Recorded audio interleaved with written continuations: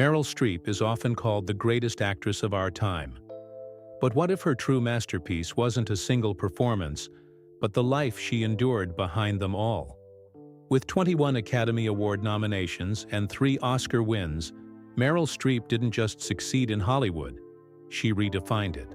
From Sophie's Choice to The Devil Wears Prada, from Kramer vs. Kramer to The Iron Lady, she shaped characters so truthfully that audiences forgot they were watching acting at all. But behind the precision, the accents, the restraint, and the brilliance was a woman quietly carrying grief, doubt, pressure, and sacrifice. Born on June 22, 1949 in Summit, New Jersey, Meryl didn't grow up feeling extraordinary. She has openly admitted that she never felt beautiful, never fully felt like she belonged. While others sparkled effortlessly in school hallways, she stood on the edges, observing. That instinct to observe rather than dominate would later become her greatest strength. She studied people, their silences, their insecurities, their masks. At Yale School of Drama, the pressure nearly broke her. Endless productions, financial strain, physical exhaustion so severe she developed a bleeding ulcer. There were moments she considered quitting altogether. Law school applications sat on her desk as a possible escape. But acting wasn't ambition anymore. It was survival. It was the only place her internal chaos could be shaped into something meaningful. Then came love.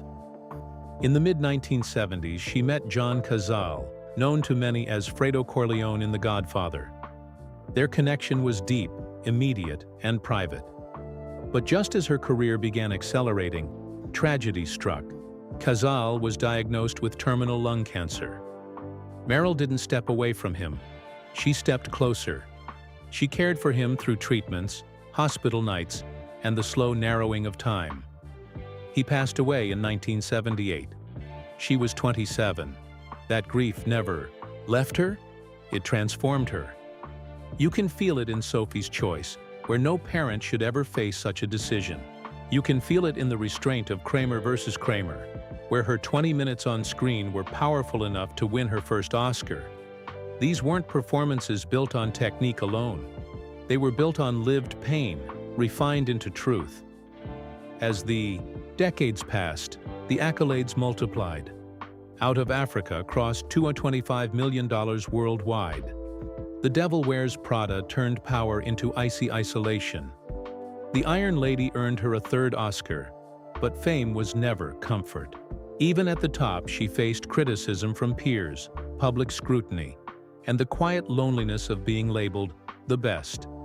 At home, she built something rare in Hollywood: stability. She married sculptor Don Gummer, raised 4 children, and protected her private life fiercely. Yet even that chapter shifted quietly. In 2023, it was revealed they had been living separately since 2017. No drama, no spectacle, just dignity. Now at 76, Meryl Streep stands in a position few ever reach. Financially secure, with an estimated net worth between $160 and $180 million, living primarily on her peaceful Connecticut estate. Selective with projects, intentional with philanthropy. She donated her entire $1 million salary from the Iron Lady to the National Women's History Museum. She funds scholarships for women in the arts.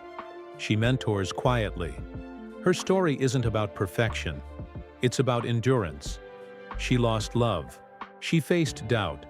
She carried expectations heavy enough to crush lesser spirits. But she never hardened. She stayed open. And that openness became her power.